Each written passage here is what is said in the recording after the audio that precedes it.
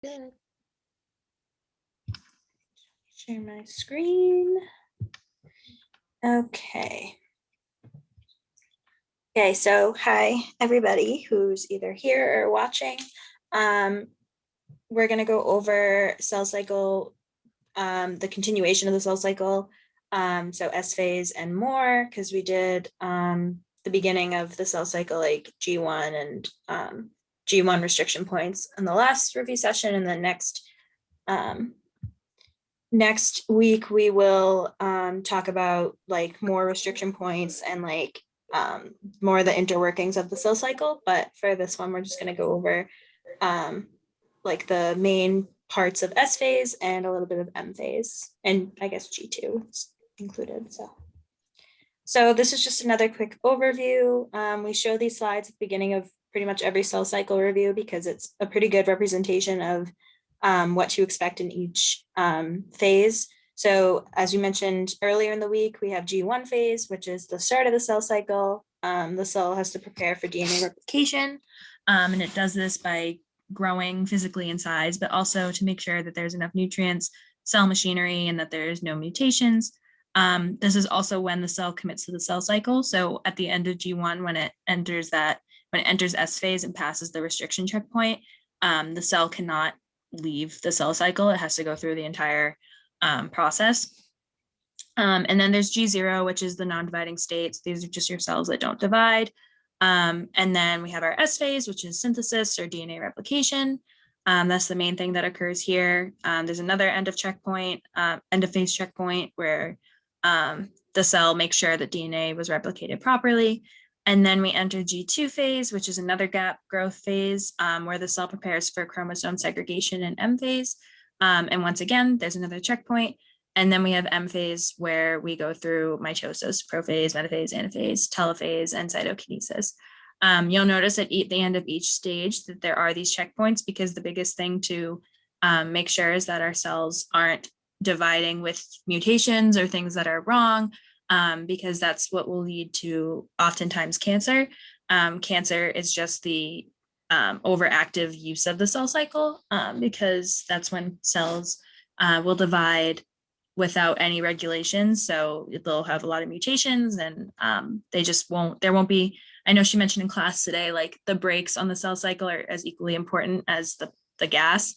And that's because they prevent things like cancer from dividing without any stop. All right, so we're going to move into the S phase. Just to review a little bit how we enter the S phase. So it involves the pre-initiation complex or the creation of the pre-initiation complex. So after the pre-RC is assembled, other proteins are added onto the pre-RC to become the pre-IC. And this process requires active CDK. So active CDK is what allows for those additional proteins to be added to become the pre-IC. And then after the pre-IC forms, polymerase can be recruited to the DNA. And so once this polymerase is recruited, that entire complex, the pre-IC with the polymerase, is known as a replisome. And basically the origin of fires, and so DNA replication can begin. And then that is what causes S phase to begin, since that's DNA replication. And it's just good to note as well that not all origins fire at the same time. So you can have some origin replications firing early in S phase, some origins firing later on, things like that. So a little bit more about the S phase. This phase, it's really important to look for DNA damage since it is replicating the DNA during this phase. And so P53 activation can occur at the beginning of this phase as well. And P53 is basically a transcription factor that can lead to the transcription of P21, which is a CDK inhibitor, and that gives the cell a chance to fix any damage that might have happened to the DNA. So it stops the CDK from being active momentarily, gives the cell a chance to kind of go through, fix anything that needs to be fixed. At the same time, though, if the cell deems that it's kind of too problematic to be fixed or there's no going back, then the P53 can also signal for apoptosis or programmed cell death. So there's that aspect as well. At the same time, S phase checkpoint can temporarily stop replication if needed, also because of checking for DNA damage. For any of the checkpoints too, it's good to know that if they are stopping, if the cell is stopping at a checkpoint for too long, it will usually lead to programmed cell death. So like if you're breaking too long, the cell will decide to go through apoptosis. And then another thing would be that the SCDKs inhibit the new pre-RCs from forming. So like we just mentioned in the past slide, the pre-RC becomes pre-IC, and you don't want pre-RCs, any more pre-RCs to form. And because if you, so the whole point of pre-RCs is that it leads to DNA replication, but you only want DNA replication to occur once. So you want this cell, you don't want this cycle to be occurring many times at the same time, because the more DNA replication you have, the more likely or the more possible DNA damage you're going to have, which is not good for the cell, of course. And so the way that the S phase prevents pre-RCs from forming again is that you have these S phase specific cyclin CDKs. And what they do is they will phosphorylate the ORC to prevent association with CDT1 and CDC6, which is this is part of the pre-RCs. It will also phosphorylate the CDC6. It will cause CDC6 to be degraded by attaching ubiquitin. And then the MCM therefore can also not be recruited. And then for even extra security that the pre-RC won't form, the MCM will be phosphorylated as well so that it's exported out of the nucleus.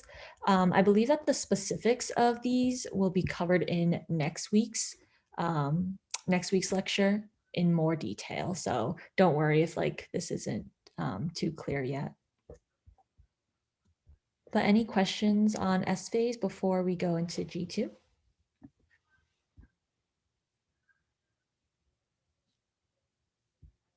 All right, I guess we can move on. Okay, so now we're in G2 phase. And like Tina said, next week we'll go more into detail about certain restriction points. Like there's a certain mechanism that occurs where the chromosomes are locked together and all of that stuff. But that will definitely be talked about in next week's review sessions and in Professor Francis's lectures. But so now we are in G2 phase, which is another growing phase. Similar to G1, except in this phase, so the difference is in G1 phase, the cell was preparing for DNA replication, and in G2 phase, the cell is preparing for chromosome segregation. So this is important that everything is basically checked and made sure that it's correctly oriented so that during mitosis, when the cell is dividing, the chromosomes are properly, they're properly aligned for segregation.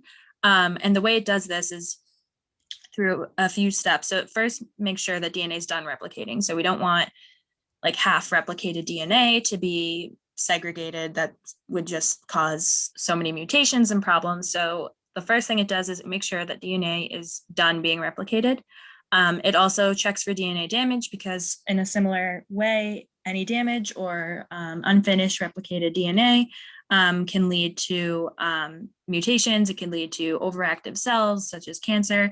You'll hear a lot when we talk about cell cycle, like mutations in the cell cycle with cancer, like being associated with cancer, because this is really where things start to go wrong originally, where the cell just divides and proliferates far too much. And that's what leads to like metastasis. And all of that, but that's cancer. And that's why we talk about P53 when we talk about these cell cycle regulators, because P53 is a tumor suppressor. But when P53 is mutated, then the cancer cell can continue to replicate. But anyways, so this is why these checkpoints are really important. And this is why G2 phase is really important before we enter M phase, because we have to make sure that the DNA is finished replicating and that it has no mutations and it's good. And if there is damage, they'll try to fix it. If the damage is too extensive and can't be fixed, then the cell will go to apoptosis or apoptosis, whatever, however you pronounce it. So that will prevent entry to M phase until the cells are grown and the DNA is checked. The cell also needs to grow because this is when we're gonna end up forming like a spindle, and the microtubules are gonna come into play, and we need more space for that. So the cell needs to grow again. And like it is mentioned in this next point, this is extremely important because it's right before the cell divides. And if the cell is dividing with mutations or problems, you're going to end up with a problem in the body. So similar to what I was saying before, next week you'll learn more about the events that will lead to M phase. So there's like these M phase cyclins that you'll learn about next week. So don't worry if none of this really makes a lot of sense yet, like with the certain regulations, but the main things to know is that G2 phase is important for cell division because it's making sure everything is set and everything's okay. And then we can move on to M phase. Yeah. Does anyone have any questions on G2 before we go to M phase? No? Okay. All right, so like with the other phases, M phase, or this week in general, it was a pretty general overview of what the phases entailed. So in this case, M phase, where I'll go over like the different phases within M phase. But next week, there's certainly a lot more detail. There's a lot more mechanisms within each phase that is going to be covered next week. So M phase has prophase, prometaphase, metaphase, anaphase, and then telophase and cytokinesis. In prophase, you have the chromosomes condensing, you have the nuclear envelope breaking down, and then the active MCDK that you'll learn about as well. So that's what's going on in prophase. And then it moves into prometaphase, which is when the microtubules really come into play. Those microtubules that were forming from prophase, now they're continuing to grow and shrink, giving the spindles more structure. And there's different types of microtubules, some that bind to the edge of the cell, some that are overlapping, some that are growing to connect to the kinetochores of the chromosomes. And so you have like this constant growing and shrinking of microtubules. And Laura likes to explain it as like, a crane in those like vending machine games where they're just kind of like growing and shrinking until they kind of find a match or find that kinetochore to bind to. And so from there is also the spindle assembly checkpoint in metaphase. Oh, sorry, let me just say what metaphase is first. In metaphase, you have all the chromosomes, making sure that they're properly attached, aligned on that metaphase plate in the middle of the cell or so.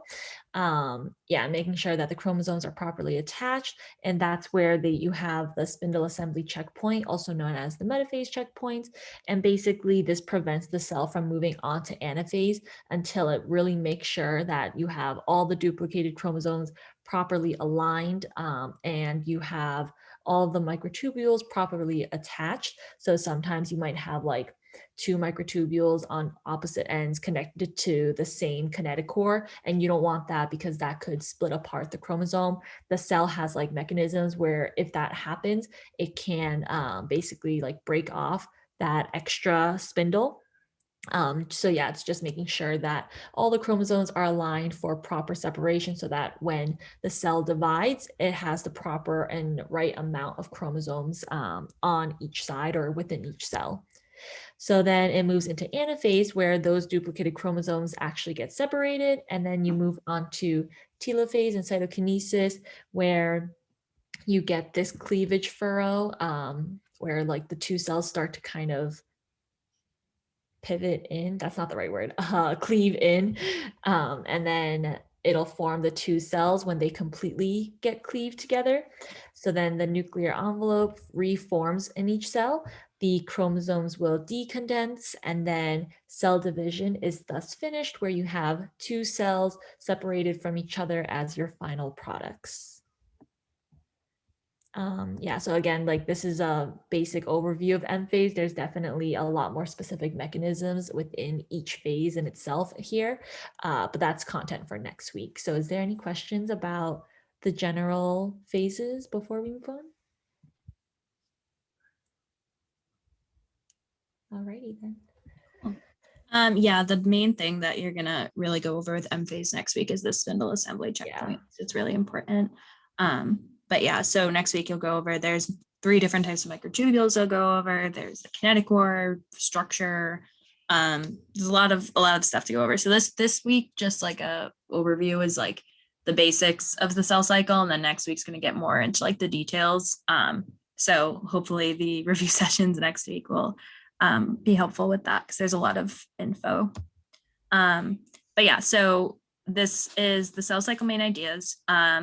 We included this in our last review session too, and we'll continue to include it because these are main points that you should remember for the exams coming up. Well, I won't say coming up because we did just finish grading your last exam, but when you have your next exam, these will hopefully be helpful. So I'll just go through them pretty quickly, but the cell cycle events happen in a strict sequential order. We can't go like G1 to G2 to S to M, like it has to be G1, S, G2, M, because there's these certain checkpoints, there's these restriction points, there's all of these certain regulatory factors that prevent the cell from mutating or from going through apoptosis and all that stuff. So it's very important that they happen in order. The cell cycle events involve cyclical activation and deactivation of proteins. This is often done by the means of phosphorylation with fresh ATP. This is just, so when we go through this, you'll see a graph when there's like an increase and a decrease in the levels of certain cyclins. And the like levels of cyclins, because there's various cyclins for each phase, will determine when the cell enters each phase of the cell cycle. But these are often, the activation or deactivation is usually caused by ATP phosphorylation, which will also be gone into detail next week too. The CDK must be bound to cyclin and phosphorylated in order to be active. So we went over that in the last review session, where it's the CDK is bound to cyclin and phosphorylated by, I think it was CAC.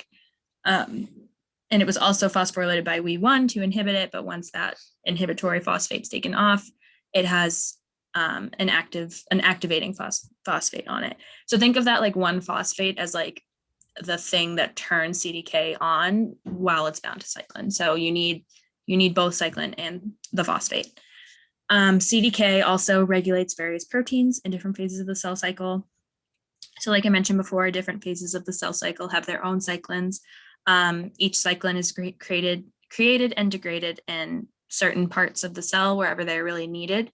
They also kind of inhibit certain actions from happening. If they're like the pre-RC can't form if there's like high levels of CDK or cyclin, because once those levels increase, then the pre-RC is kind of inhibited from forming again.